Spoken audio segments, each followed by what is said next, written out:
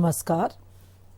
व्याख्यान के पहले भाग में हम लोगों ने जब सिनेमा की सैद्धांतिकी पर चर्चा की थी तो उसमें कैमरा और ध्वनि को समझने की कोशिश की। आज इस व्याख्यान में सिनेमा की सैद्धांतिकी पर बात करते हुए हम लोग पटकथा, कहानी एवं संवाद पर बातचीत करेंगे।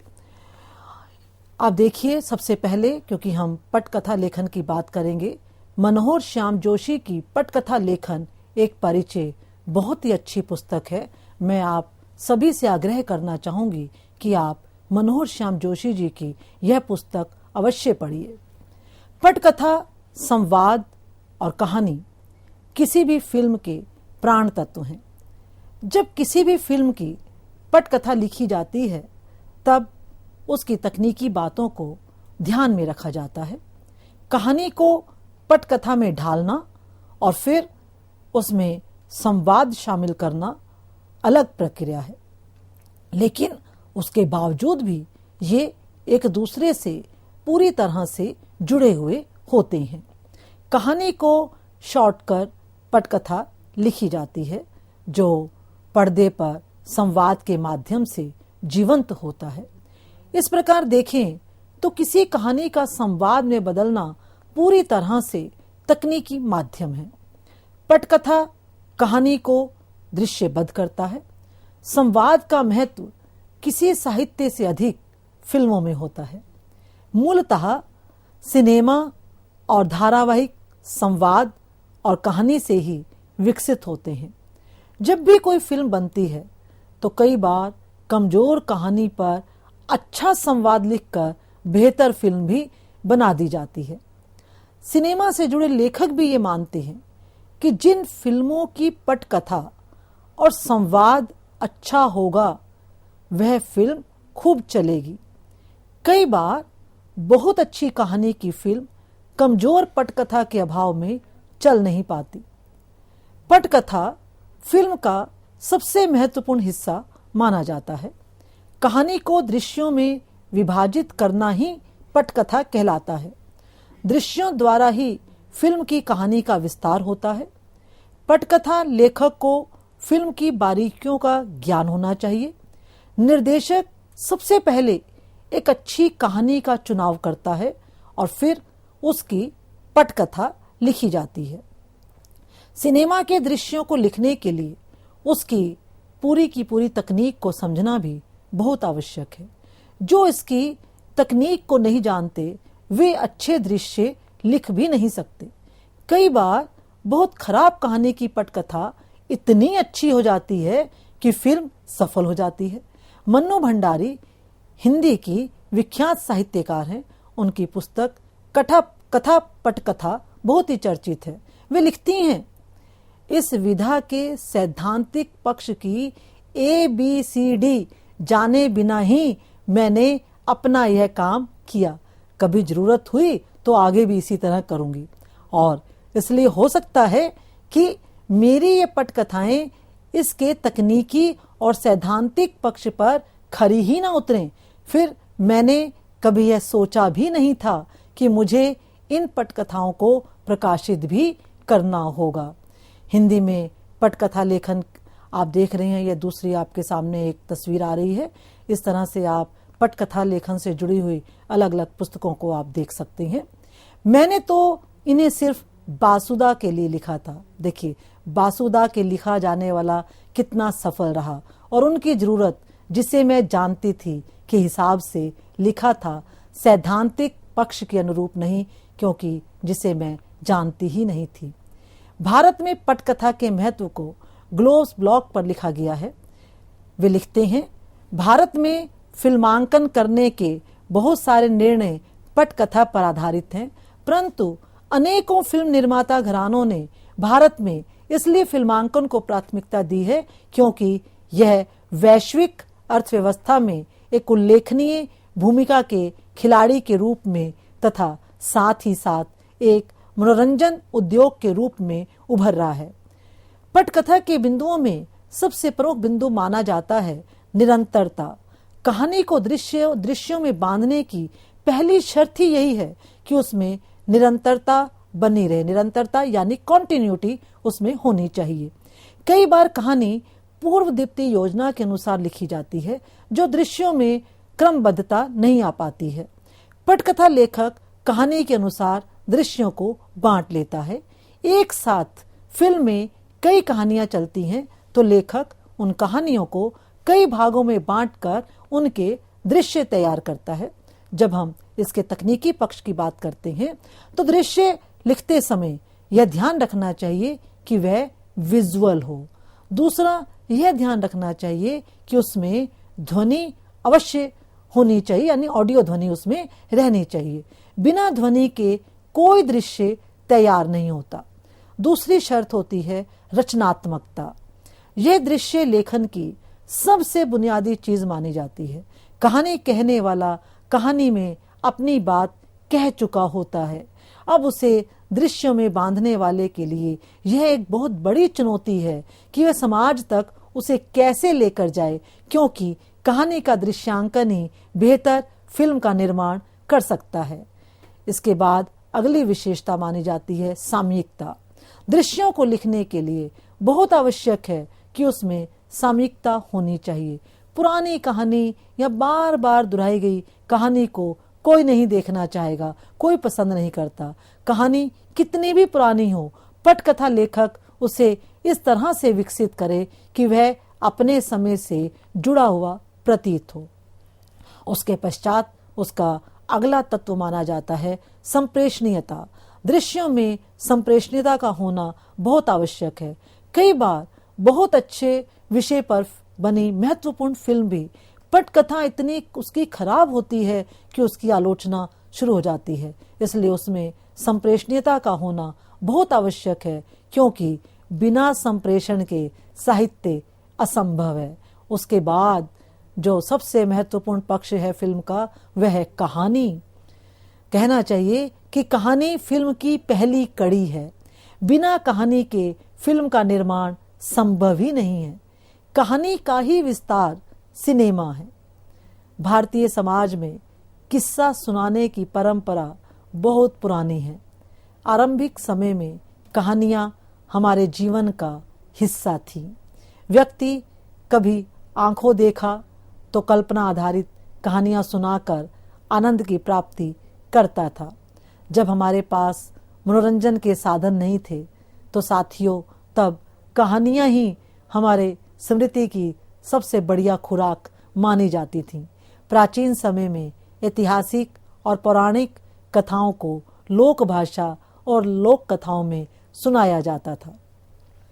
सिनेमा भारतीय समाज का ऐसा विषय है जिसके लिए कई तरह की मान्यताएं हैं।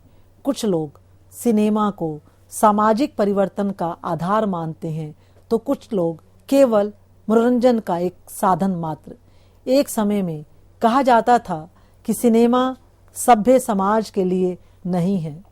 महाराष्ट्र के हिंदू संत के जीवन पर आधारित इस फिल्म ने उन्हीं के जीवन की कहानी दिखाई गई थी। महाराष्ट्र के रहने वाले ढूंढीराज गोविंद फाल्के ने हिंदी सिनेमा को आम जनमानस से जोड़ने का पूरा प्रयास किया। फाल्के की फिल्में भारतीय समाज को गहराई से इसलिए प्रभावित कर सकी क्योंकि उनकी कहानियां उनकी आस्था और विश्वास से जुड़ी हुई थी। फाल्के पहली फिल्म कृष्ण के जीवन पर बनाना चाहते थे। इससे हम ये समझ सकते हैं कि निर्माता और निर्देशक जब किसी फिल्म का निर्माण करते हैं तो उन्हें ऐसी कहानी चाहिए होती है जो समाज में प्रचलित हो। बाद में उन्होंने राजा हरिश्चंद्र फिल्म का निर्माण किया। राजा हरिश्चंद्र का जीवन भारतीय समाज में आस्था का विषय है। फाल्के यह बखूबी जानते थे। ऐतिहासिक कहानी का आधार लेकर बनाई गई फिल्म मुगले आजम ने बड़ी लोकप्रियता प्राप्त की। इस फिल्म की मूल संवेदना प्रेम थी।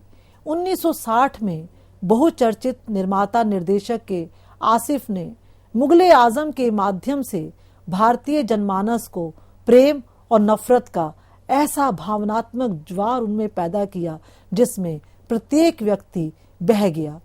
इस फिल्म की कहानी के कई हिस्से थे, लेकिन अनारकली और सलीम की प्रेम कथा ने सभी को भाव विभोर कर दिया। इस फिल्म के बाद दर्जनों प्रेम आधारित फिल्मों का निर्माण हुआ। बहुचर्चित फिल्म निर्माता, लेखक व निर्देशक बिमल रॉय का मानना था कि सिनेमा व्यक्ति की जिम्मेवारियों और संभावनाओं को समझने के लिए सबसे महत्वपूर्ण साधन है। इसलिए स्पष्ट है कि कहानी किसी भी फिल्म का प्राण तत्व है।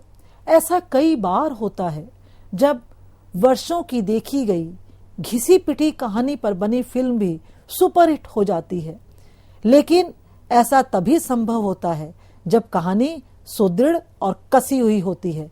कभी कभी बिल्कुल नए विषय पर बनी फिल्में भी मजबूत कहानी के अभाव में दर्शकों में अपना स्थान नहीं बना पाती हैं।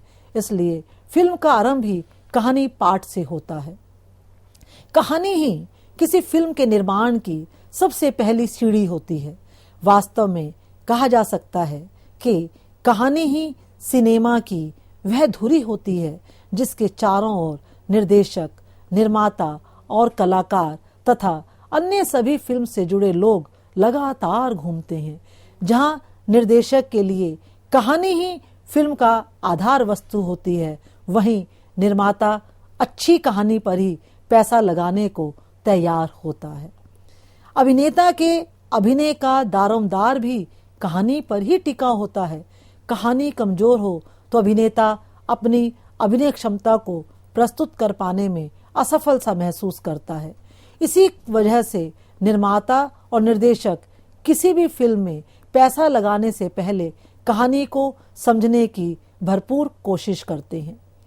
कभी कभी कहानी कमजोर होने पर भी मंजे हुए निर्देशक भी फिल्म में सफलता नहीं दिला पाते। विख्यात फिल्मकार अकीरा कुरोसावा का मानना था कि स्क्रिप्ट यदि दमदार हो तो एक अच्छा निर्देशक बेहतरीन फिल्म बना सकता है, जबकि यही स्क्रिप्ट किसी साधारण निर्देशक के पास पहुंच जाए तो वह साधारण फिल्म बना देगा। लेकिन स्क्रिप्ट ही यदि खराब हो तो बढ़िया निर्देशक भी संभवतः एक अच्छी फिल्म नहीं बना सकता। 70 और 80 के दशक में जावेद और सलीम की जोड़ी ने जिन फिल्मों की कहानी तैयार की, वहीं से सिनेमा की एक नई धारा का आरंभ होता है।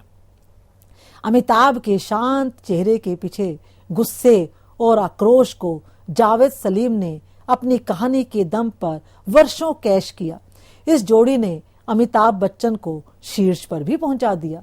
सलीम जावेद की लेखनी ने दर्शकों को इतना प्रभावित किया कि लोग बार बार सिनेमा की ओर लौटे। कहना गलत नहीं होगा कि इस जोड़ी ने एक ही विषय को अलग अलग फ्लेवर में बनाकर वर्षों अपनी सफलता को दोहराया।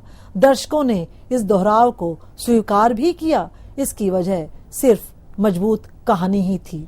अपनी कहानी में इस नायाब जोड़ी ने ताली पिटाऊ संवाद और दिल में बस जाने वाले दृश्यों को अपनी फिल्मों में पूरा स्पेस दिया। तालियों की गड़गड़ाहट और पात्रों के संवादों ने सिनेमा को ऐसी कला के रूप में पहचान दे दी जो मानव जीवन के सुख और दुख का साथी बन गया। हम जहां से खड़े होते हैं, लाइन वहीं से शुरू होती है। जब तक बैठने के लिए ना कहा जाए, खड़े रहो। ये पुलिस स्टेशन है, तुम्हारे बाप का घर नहीं। डॉन को पकड़ना मुश्किल ही नहीं, नामुमकिन है। जैसे संवादों ने अमिताभ बच्चन को एक ऐसे नायक के रूप में प्रदर्शित किया जो भारतीय नौजवानों की मानसिक चेतना के संबल बन गए। समय के साथ साथ फिल्म की दशा और दिशा में भी परिवर्तन हुआ। आज के युवा निर्देशक अपनी फिल्मों में नया विषय लेकर आ रहे हैं।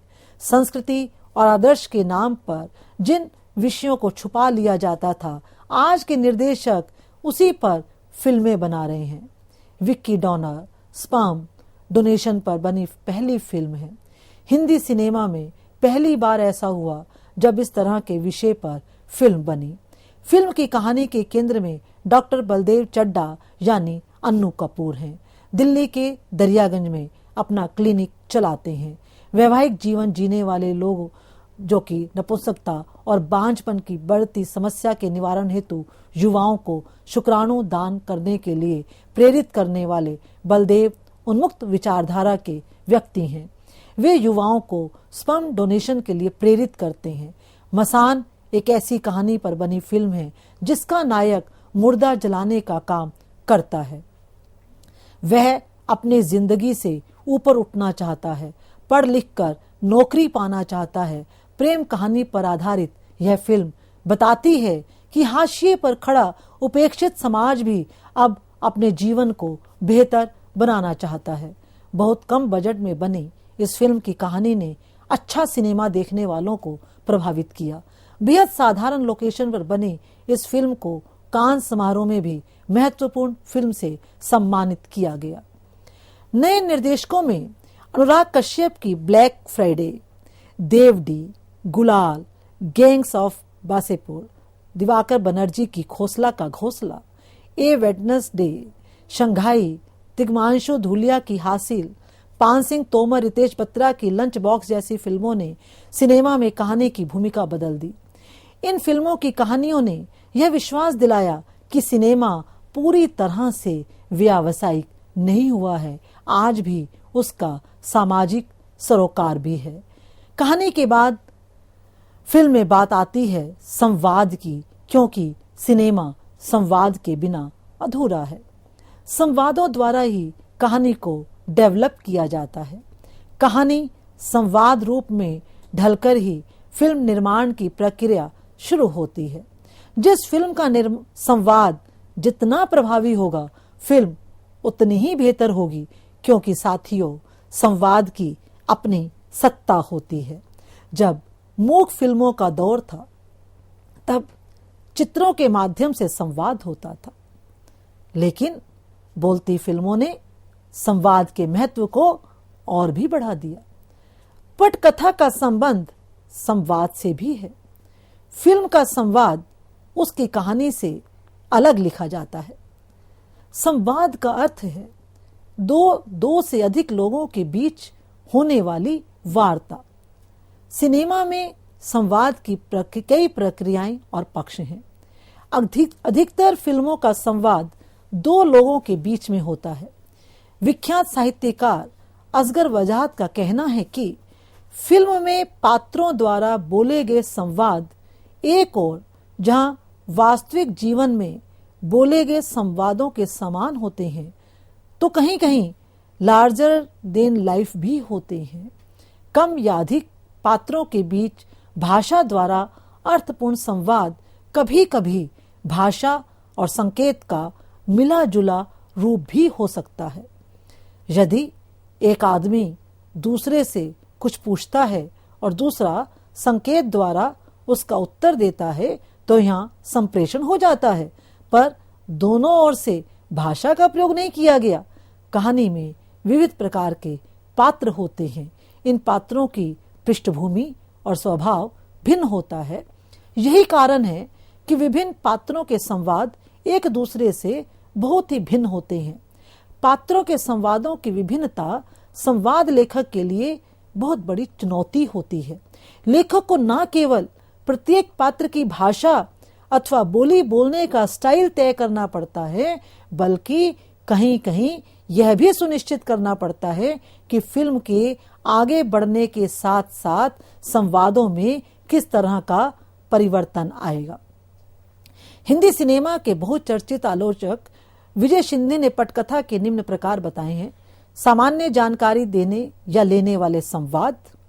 सामान्य जानकारी देने वाले संवाद सीधे सीधे और सरल होते हैं।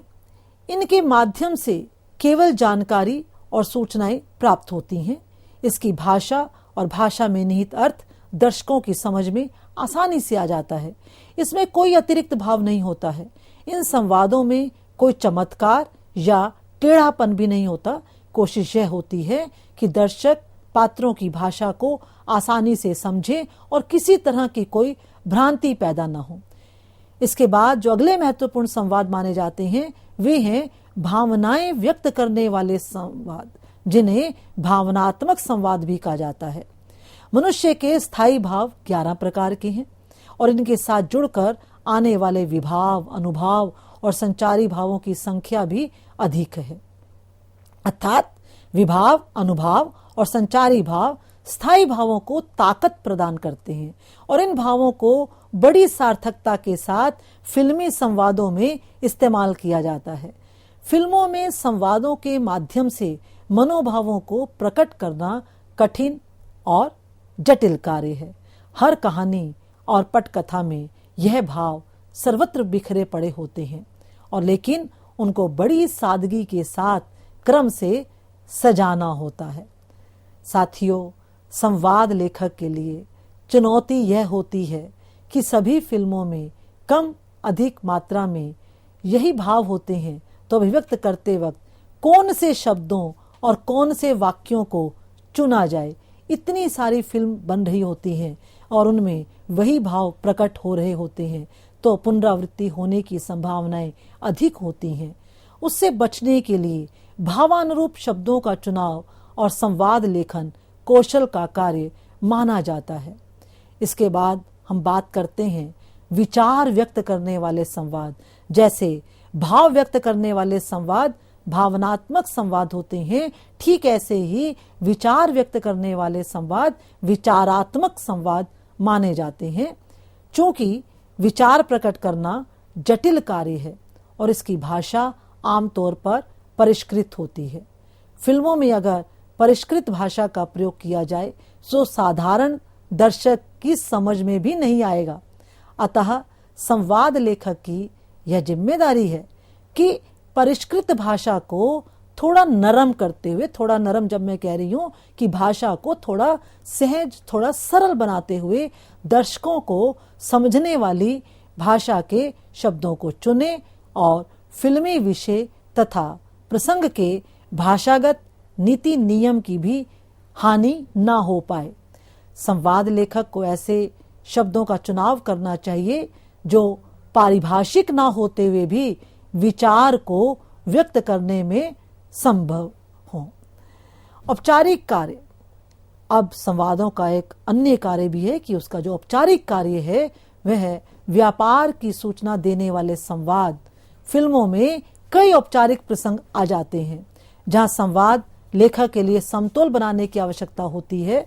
अदालती भाषा, पुलिस कार्यप्रणाली की भाषा, सरकारी कार्यालयों की भाषा आदि औपचारिक संवादों की श्रेणी में आते हैं और इन संवादों में संवाद लेखक को ऐसी भाषा के निकट पहुंचना पड़ता है।